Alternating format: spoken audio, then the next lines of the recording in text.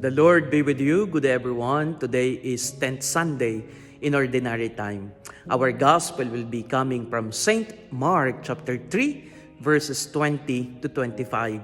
Have you ever experienced being told you were out of your mind simply because you stood for what is right? You fought for your principles and you sided for what is morally upright. In our society that becomes too permissive of everything, this is the initial reaction that we shall get if we stand for what is right, if we stand for our faith. We do not want to shake the status quo. We do not want to offend the feelings of many. We become too sensitive. We become too inclusive of the many opinionated people in our society. Well, that is their right anyway. We respect that.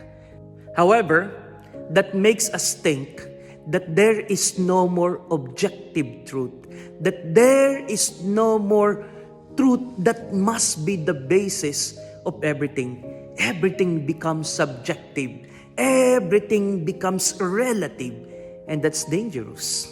And today, the gospel is inviting all of us to look on that basic principle that must be the foundation of our faith. It doesn't matter if we will be discriminated against. It doesn't matter if we will be persecuted. It doesn't matter if we will be called out of our mind. What is important is we hold on to the truth of our faith.